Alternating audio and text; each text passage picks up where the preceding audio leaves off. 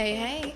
Alright, so in this video I'll be teaching you a lot of things about clothes, like the folds, fabric tension, how to shade clothes, and I don't know what I'm doing.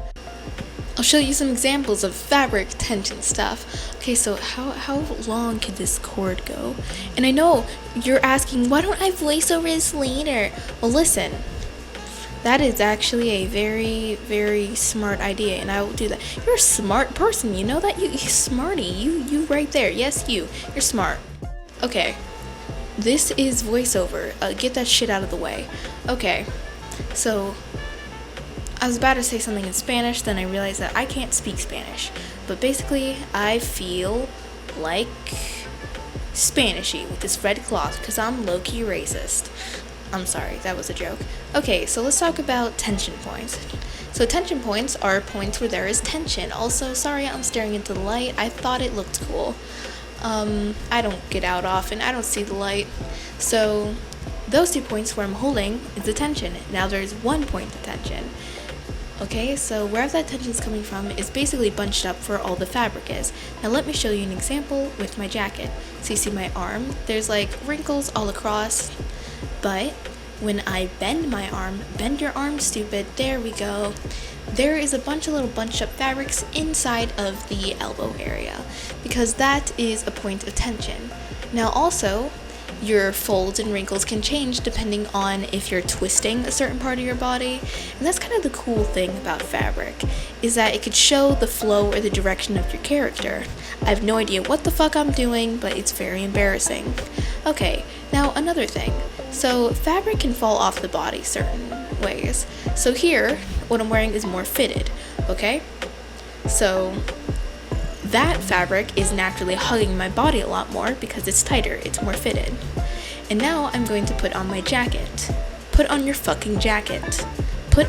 It's inside out. Give me 1 second. But basically, you have to be aware of like your fabric. Certain clothes are tighter so they'll hug up against your body more to show your figure. Some are baggier, like my jacket, like my hoodie. And you see, naturally, you can't see the curves of my body because of my hoodie. Okay, cool. But if I pull it tighter, you can. Alright? So keep that in mind when you're drawing clothes and how it falls off the body. Because I'm tired of seeing people draw basically a naked body and then just draw like little cuffs for the sleeves and for the arm and be like, that looks like clothes. It doesn't. It looks awful. It looks terrible and you need to... I don't know what the fuck I'm doing. Anyways... Okay, thank you very much for that voiceover. That was incredibly embarrassing.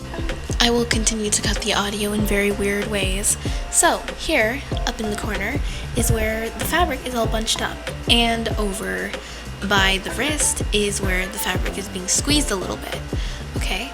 So, you should be aware of where your fabric is coming from. That sounded wrong. You should be aware of the direction of your fabric, which could be dictated on where certain points of tension are. Now, for drawing wrinkles, I usually go with 2 general shapes. One is a weird triangle, which this weird triangle can be as long or as short as you want. Also, for the love of God or the love of whatever, I don't really care. Just use references. The love of whatever. Just use a reference, please. Okay? So here, we have little triangle shapes, which is something that I want you to use, okay? And then there is another shape. I call it the weird bean thing. So the weird bean shape consists of a line that then has like a little bit of a pocket at the end. Okay, so that is the weird bean shape. So most of my wrinkles are made of triangles in weird bean shapes. Okay, now as for how I shade clothes, it's fairly simple. Psych, it's not. Okay, actually, the explanation is simple, but what I'm showing you is going to be slightly-ish advanced, I guess. So first off, I want you to start with your main colors. I mean, your main shadows. And by that, I mean start from your largest shadows to your smallest ones. Kind of like how you saw in the beginning, I did this one big, darker shadow. That kind of showed that there was a bit of shape from the tip of her chest to, down. And now I'm focusing on the rest of the shadows, which also there's a pattern to it, okay? I go from the larger shadows, and then I go from medium shadows, and I go to smaller shadows. But I also dictate what I draw next by values. Now, what is values? Wrong. I don't know what you said, but you're wrong. Values is basically the dark and light of something. Okay? Kind of like, as you can see, there is a dark shadow, then there's a lighter shadow there. And the importance of this is to show depth. Okay? So I would recommend you to have a wide range of values to give your character a lot of contrast and depth right now. Yes. So then, my little brother just walked into my room and he's still talking. Anyways. Okay, also make sure to blend out your shadows just a little bit. And he walked out of the room. Okay, make sure to blend your shadows a little bit, because there should be a good balance between hard and soft shadows. Most of my shadows here are generally a little softer because it's on a cloth, and because that cloth is generally very soft. Also, you can't see the reference on screen right now, but I am indeed using a reference. Okay, so use references, don't be a dum-dum, use them, okay? And no, it's not cheating, it's common sense. Do you have common sense? If you do, then use it. I'm bullying you in a loving way. Anyways, so now you see I choose a much darker color, and now I'm drawing. So it's important to have a wide range of values in darker and lighter colors.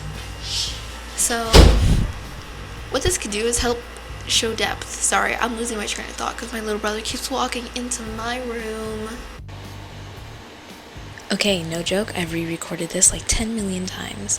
Anyways, so there's an importance to have a good balance between hard shadows and soft shadows, though a lot of my things are generally like really rounded. Anyways, I'm texting my friend with one hand as I'm voicing over this because multitasking. I just texted them, okay, because I am a genius. Anyways, so I feel like an important thing is just to build up. Like, create your larger shadows, go to your medium, go to your smaller one, and then also do the same with your values. Start with your medium value, go darker and darker and darker until you're satisfied with the contrast, and then add your little highlights if you feel like it's necessary. Anyways, start off simple and then bring up more details. If you're not satisfied like in the first few steps, because here's the thing, if I don't like how it sketches, then I wouldn't color it. If I'm not satisfied with how my larger shadows look, then I wouldn't add more details to it. One of the most important things to me is having a good foundation. So if I don't have a good foundation set, I will not follow through. I am still texting my friend with one hand. I do not know how to reply because it does require brain cells to do so. And that is scarce. Brain is scarce. No brain here. Very scarce. Anyways, I'm sure this was a good educational talk. I do have a reference, it's just out of screen. So make sure to use references. If you don't, you're stupid. And that's the end of the video now. Okay, I hope you learned something. Yeah, alright, this was actually kind of fun to make, sort of. Anyways, if anyone comments about how frizzy my hair is, please shut up. I washed it today, that's why it's so frizzy. So I'm clean, that's why it's like this. And if you do comment about it, any of it, I will block you because my ego can't handle it. Anyways, I have my own room, sleep at your own room. Why can't I just slip off this mask and reveal my face? No, the answer is no, because I want to show you something first. Let me just... Wow, a box, it's beautiful. Anyway, so let's open it.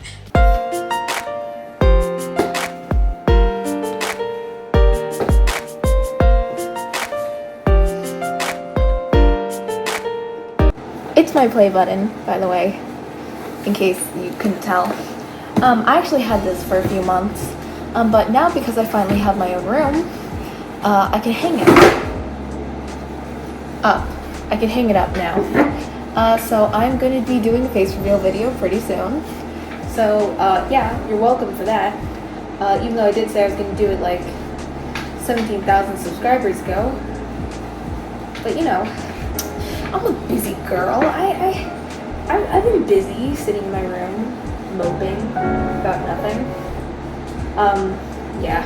anyways, thank you so much for watching the video, and just a heads up to brace yourselves, because the next video where I do a face reveal, unbox my sweet little play button. I'm also going to deliver some depressing news, so get ready for that. Why am I smiling? I don't know, but yeah, there's that. That's going to happen. So yeah, okay, anyways, thank you so much for watching. The reason I'm using my face is because dealing with a VTuber model is honestly a pain in the butt, so I'm not going to do that. Also, my mom got me a necklace. It's some sort of stone thingy. I don't know what it is. I was allowed to pick out any necklace. I chose black because I'm edgy like that. Edgy and not itchy. Thank you for watching. I'll go now. Thank you. Yeah. This feels so awkward, but like it's nice to use my face instead of VTuber model, because like using the VTuber model is actually like kind of annoying. I might actually hold off on creating a VTuber model, and I might just like use my face for now, because like effort, not the biggest fan of that. Hell yeah. Okay, I'm leaving. Thank you for watching. Goodbye.